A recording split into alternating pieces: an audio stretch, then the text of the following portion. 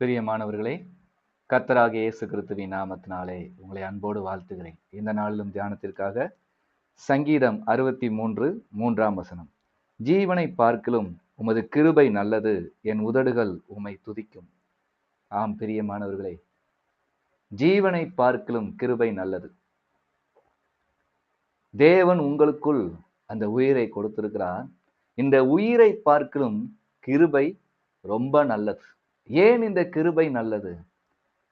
கிருபை மாத்திரம் இல்லை என்றால் இப்படியாக ஒரு தேவன் இருக்கிறார் என்பதை அறியாதபடிக்கு ஏதோ ஜீவனோடு வாழ்ந்திருப்போம். ஆனா ஒரு விலங்குகளைப் போல, ஒரு பறவைகளைப் போல தான் வாழ்ந்திருப்போமே தவிர, தேவன் படைத்த இந்த மனுக்குலம் தேவன் படைத்தார் என்று அறிய பண்ணினது தேவனுடைய கிருபை. இந்த கிருபையை தந்த தேவன். ஆகவேதான் சங்கீதக்காரர் இவ்வாறாக சொல்கிறார், என் ஜீவனை பார்க்கிலும் உங்க கிருபை எனக்கு நல்லது, என் உதடுகள் உம்மை துதிக்கிறதே.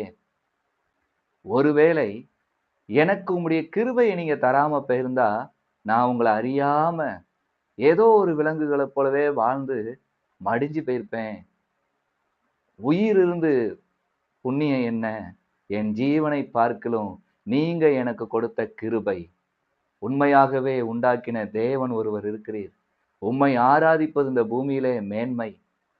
இந்த உலகத்தில் எத்தனை மேன்மைகள், ஐஸ்வர்யங்கள் எனக்கு இருந்தாலும் உம்மை என் உதடுகள் துதிக்க பண்ணுனீங்களே.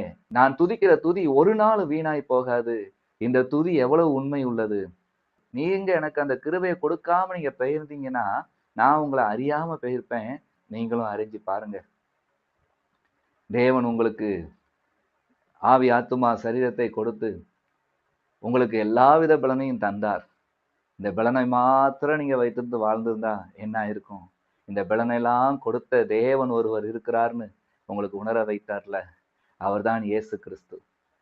அவர் இருக்கிறார் என்பதை உங்களுக்கு உணர வைத்து, இந்த உலகத்தின் பாவ மன்னிப்பாகிய மீட்பையும் தந்து, ஒருவேளை பாவம் என்னதென்று தெரியாதபடி, பாவத்துக்கு மீட்புக்கான வழி தெரியாதபடி நீங்க இருந்திருந்தா, இந்த ஜீவனோடு இருந்து புண்ணியம் என்ன இருக்குது? உங்களுக்கு அதையெல்லாம் புரிய வைத்தது கிருபை. கிருபை என்பதே கிறிஸ்து தானே.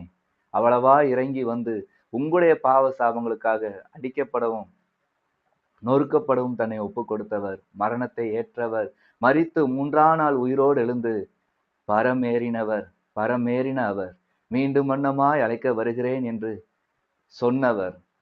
இவ்வளவு பெரிய இயேசு கிறிஸ்துவை அறியும்படியான சாக்கியத்தை பிதாவாகிய தேவன் உங்களுக்கு கொடுத்திருக்கிறாரே. உண்மையாகவே ஜீவனை பார்க்கிலும் கிருபை நல்லது. ஏனென்றால் உங்களுடைய உதடுகள் கர்த்தரை துதிக்கிறது. அதை நினைத்து கர்த்தரை துதியுங்கள். கர்த்தர் தாமே உங்களை ஆசீர்வதிப்பாராக. ஆமென்.